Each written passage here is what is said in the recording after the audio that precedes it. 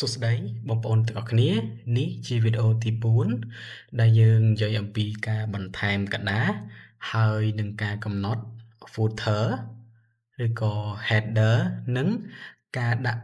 page ទំព័រជាភាសាអង់គ្លេសនិងជាភាសាខ្មែរណាអូខេអញ្ចឹងយើងចូលមកដំបូងឯកសាររបស់យើងដំបូងហើយយើងបាននិយាយហើយពីវីដេអូមុនតាក់ទងទៅនឹងការកំណត់ប្រភេទกระดาษយើងមាន layout យើងចូល layout មកយើងកំណត់ប្រភេទกระดาษ size A4 យើងចង់បានកระดาษប្រឈូឬក៏กระดาษផ្ដេកទៅតាមអ្នកទាំងអស់គ្នាហើយយើងកំណត់ជាមួយនឹង margin ណាពីវីដេអូមុនគឺយើងបាននិយាយរួចមកហើយកន្លែងហ្នឹងអញ្ចឹងនៅក្នុងវីដេអូនេះគឺយើងនិយាយពីការបន្ថែមកระดาษអញ្ចឹងការបន្ថែមក្រដាស់គឺបងប្អូនអាចចូលមកកាន់ layout ហើយបងប្អូនយកពាក្យថា break នេះបងប្អូនអាចចុចកន្លែងនេះគឺយើងទទួលបាននៅpage មួយទៀតហើយណាយើងចុចមួយទៀតមកយើងចង់បានកដាស់ប្រមាណយើងចង់បន្ថែមប៉ុណ្ណឹងមកណាយើងបន្ថែមប៉ុណ្ណឹងមកឬក៏យើងអាចចុច shortcut បានណាបងប្អូនទាំងគ្នាគ្រាន់តែចុច control ឲ្យជាប់ហើយចុចពាក្យថា enter ណាគឺយើងទទួលបានកដាស់បន្តទៀតហើយហ្នឹងគឺ shortcut នៅក្នុងការបន្ថែមក្រដាស់អូខេបងប្អូនទាំងគ្នាអញ្ចឹងឧទាហរណ៍ថាខ្ញុំយក3ទំព័រនេះចុះអញ្ចឹងយើងចូលមកកាន់ការកំណត់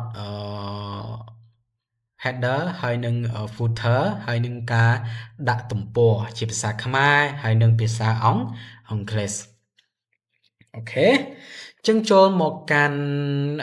កន្លែងនេះគឺយើងចូលទៅកាន់ insert tab ដើម្បីលេង header ហើយ footer របស់យើងបានណាអញ្ចឹងបងប្អូនចង់ដាក់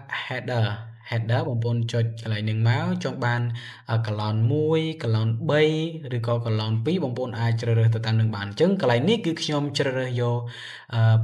blank នេះហើយខ្ញុំយកពាក្យថា 3 column នេះណាខ្ញុំយកកន្លែងនេះហើយខ្ញុំទទួលបានបែបនេះបន្ទាប់មកខ្ញុំវាយពាក្យថាកន្លែងនេះខ្ញុំដាក់ឈ្មោះសាលាចុះ UC ណា UC ហើយកន្លែងនេះខ្ញុំចង់ដាក់ name អ្នកនរគ្នាដាក់ឈ្មោះរបស់បងប្អូនរបស់គ្នាក៏បានដែរណាហើយកន្លែងនេះដាក់បងប្អូនចង់ដាក់អីក៏បានដែរកន្លែងហ្នឹងណាអាស្រ័យទៅលើបងប្អូនទាំងអស់គ្នាឬក៏ដាក់គ្រប់អីចឹងទៅណាអូខេហើយនៅខាងក្រោមនេះអញ្ចឹងកាលណាតែយើងដាក់ទៅគឺ page ដតេទៀតគឺមានន័យថា page ដតេទៀតគឺយើងបានហើយណាអញ្ចឹងនៅក្នុង Microsoft Word នៅពេលដែលយើងចេញពីកន្លែងហ្នឹងគឺយើងឃើញវាមានរាងស្លេកក៏ប៉ុន្តែតាមពិតទៅនៅពេលដែលយើង print ចេញមកឬក៏ save ជា PDF ទៅកន្លែងនេះគឺវាឃើញច្បាស់ណាគឺវាឃើញច្បាស់អញ្ចឹងបើសិនជាបងប្អូនចង់ចូលទៅក្នុងនឹងវិញបងប្អូនគ្រាន់តែចុច double click នៅកន្លែងហ្នឹងមកឆ្វេងឲ្យជាប់ double click អូខេគឺវាចងវិញហើយបងប្អូនបើសិនជាបងប្អូនចង់ចេញមកសរសេរអត្ថបទរបស់យើងបងប្អូនគ្រាន់តែចុចនៅលើផ្ទាំងឯកសាររបស់យើងនេះ double click ដូចគ្នាមកណាអូខេគឺវាចូលមកកាន់កន្លែងហ្នឹងដូចគ្នាហើយបន្ទាប់មកទៀតគឺយើងចូលទៅកាន់ការកំណត់page number ឬក៏បងប្អូន line footer នេះបងប្អូនអាចលេងបានដូចខាងលើបានដូចគ្នាណានេះណាអូខេហើយខ្ញុំអត់វាដូចតែគ្នាជាមួយនឹងខាងលើទេកន្លែងនេះណាអូខេអញ្ចឹងខ្ញុំចង់មកបង្ហាញបងប្អូនទាំងគ្នាអំពីការកំណត់ page number កន្លែង top នេះមានន័យថាយើងចង់ដាក់ទំព័រនៅខាងលើណានៅខាងលើឯកសារ bottom of page នេះយើងចង់ដាក់ទំព័ររបស់យើងនៅខាងក្រោមអញ្ចឹងជាទូទៅគេតែងតែដាក់ទំព័ររបស់យើងនៅខាងក្រោមអត្ថបទកន្លែង page margin ហ្នឹងមានន័យថាឲ្យតែកន្លែង margin ខាងឆ្វេងខាងស្ដាំខាងក្រោមឆ្វេងស្ដាំហ្នឹងគឺយើងអាចដាក់ជាមួយនឹង page number បានណាខាងឆ្វេងខាងស្ដាំខាងក្រោមខាងឆ្វេងខាងក្រោមខាងស្ដាំអញ្ចឹងកន្លែងនេះគឺខ្ញុំចង់ដាក់ page ទំព័រនៅកន្លែង bottom នេះណាហើយខ្ញុំជ្រើសយក page ដែលមានស្រាប់នេះណា1 of 1អញ្ចឹងcolumn របស់យើងទំព័ររបស់យើងគឺមាន3អញ្ចឹងមានន័យថាទំព័ររបស់យើងគឺវាបង្ហាញ page ទី1មានចំនួន3នេះណា page ទី1គឺ1 of 3អញ្ចឹងមានន័យថាឯកសាររបស់យើងមាន3ទំព័រហើយ នេះជាទំព័រទី1នេះជាទំព័រទី2ហើយនេះជាទំព័រទី3អញ្ចឹងកាលណាថា cursor របស់យើងនេះ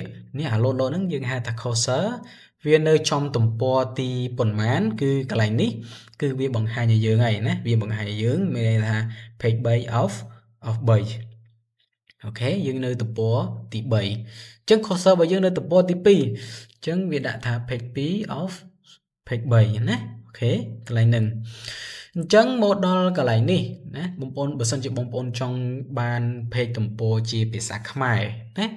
ចង់បាន page ទំព័រជាភាសាខ្មែរហើយខ្ញុំអាចបង្ហាញបងប្អូនបានងាយស្រួលបងប្អូនគ្រាន់តែឧទាហរណ៍ថាខ្ញុំអត់ជ្រើសរើសយក page number នឹងទេខ្ញុំជ្រើសរើសយកនេះណាខ្ញុំជ្រើសរើសយកនេះហើយខ្ញុំសរសេរពាក្យថាទំព័រ